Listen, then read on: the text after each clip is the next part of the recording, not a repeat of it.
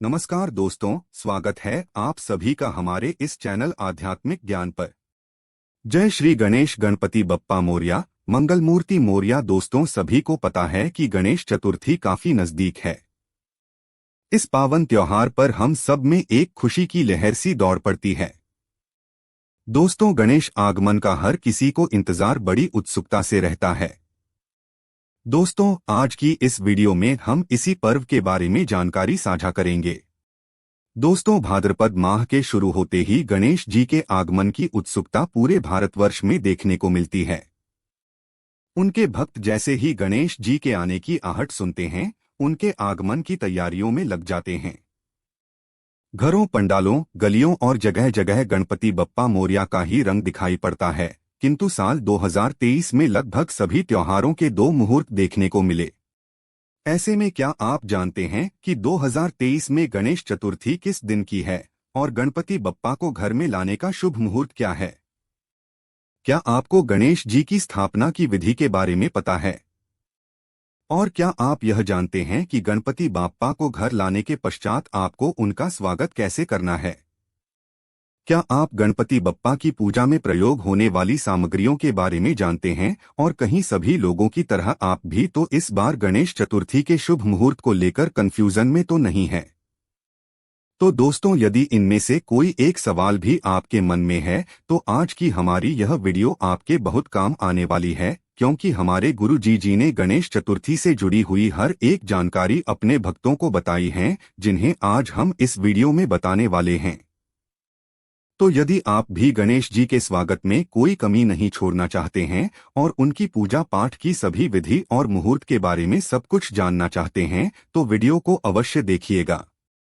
दोस्तों, स्वागत है आपका। वीडियो पर आगे बढ़ने से पहले वीडियो को लाइक और चैनल को सब्सक्राइब अवश्य कर दें, जिससे कि श्री गणेश जी की कृपा आप पर सदैव बनी रहे। और एक छोटी से आपसे गुजारिश करूंगा कि अपनी मर्जी का कोई भी प्यारा सा गणपति जी का नाम कमेंट बॉक्स में अवश्य लिखें। चलिए वीडियो में आगे बढ़ते हैं। दोस्तों, गुरुजी गणेश महिमा को बताते हुए कहते हैं कि गणेश जी को सभी देवताओं में प्रथम पूज्य होने का वरदान मिला हुआ है। तो शुभ कार्य चाहे कोई भी हो, कोई पूजा हो, किसी का विवाह हो, कोई हवन हो या फिर आपके घर या दुकान का मुहूर्त हो, सबसे पहले गणेश जी की स्थापना और पूजा की जाती है। गुरुजी कहते हैं कि गणेश जी विघ्नहर्ता है और उनके आगमन के साथ यदि आप किसी भी शुभ काम की शुरुआत करते हैं तो आपके किसी भी काम में कोई भी बाधा नहीं आ सकती। आपको शुभ परिणाम भी देखने को मिलते हैं। तो हमारे गुरुजी चाहते हैं कि आप गणेश जी की सेवा में कोई भी गलती ना करें। इसीलिए गुरुजी ने गणेश जी की स्थापना का शुभ मुहूर्त, उनकी स्थापना की तिथि और विसर्जन की तिथि के साथ बाकी सभी जानकारी अपने भक्तों के साथ साझा की है। तो दोस्तों, इस बार गणेश चतुर्थी की तिथि में लोगों के बीच मतभेद है कि गणेश जी की स्थापना 18 सितंबर को की जानी चाहिए या फिर 19 सितंबर को। तो ऐसे में हमारे गुरुजी का कहना है कि भाद्र शुक्ल पक्ष की चतुर्थी तिथि को गणेश जी की स्थापना करना शुभ होता है। और 2023 में चतुर्थी तिथि 18 सितंबर को दोपहर 2:09 पर शुरू होकर 19 सितंबर को दोपहर 3:13 पर खत्म हो जाएगी। और सूर्य के उदय होने के साथ जो तिथि आती है उसे ही पूरे दिन की तिथि माना जाता है। इसीलिए इस बार गणेश चतुर्थी की शुरुआत और गणपति बप्पा की स्थापना 19 सितंबर को ही की जाएगी। दोस्तों, गुरुजी कहते हैं कि ऐसे आप अपनी सहूलियत के अनुसार 19 सितंबर वाले दिन किसी भी समय गणपति की स्थापना कर सकते हैं। किंतु यदि कोई भी शुभ काम शुभ मुहूर्त के साथ किया जाता है तो वो विशेष फलदायी होता है। इसीलिए गणेश जी की प्रतिमा की स्थापना का शुभ मुहूर्त गुरुजी ने 19 सितंबर को सुबह 11:07 से दोपहर 1:34 तक का बताया है। यदि आप अपने घर में गणेश जी की स्थापना करना चाहते हैं तो इस समय के बीच आप गणेश जी की स्थापना कर सकते हैं। यदि आप शुभ मुहूर्त के समय पर स्थापना नहीं कर पाते हैं तो आप प्रदोष काल से पहले किसी भी समय गणेश जी को अपने घर में लाकर विराजमान कर सकते हैं। दोस्तों, आजकल सभी लोग गणेश जी को अपने घर में स्थापित करने लगे हैं, किंतु गणेश जी की स्थापना से पहले आपको कुछ नियम और कायदे अवश्य जान लेने चाहिए ताकि गणेश जी की पूजा में आपसे कोई भी गलती ना हो और आपको गणेश जी की सेवा का पूरा फल मिल सके। तो ऐसे में गणेश जी की पूजा से जुड़ी हुई सारी विधि और नियम हमारे गुरु ने अपने भक्तों को बताई है। गुरुजी ने इन कार्यों को बताते हुए कहा है कि यदि इस साल आप अपने घर में गणेश जी की स्थापना करना चाहते हैं तो गणेश चतुर्थी से एक दिन पहले ही आप अपने घर में अच्छी तरह से साफ सफाई कर लीजिए। यदि आपके घर में जाले धूल मिट्टी लगी हुई है तो उसे साफ कर लीजिए और पूरे घर को गंगाजल से पवित्र कीजिए।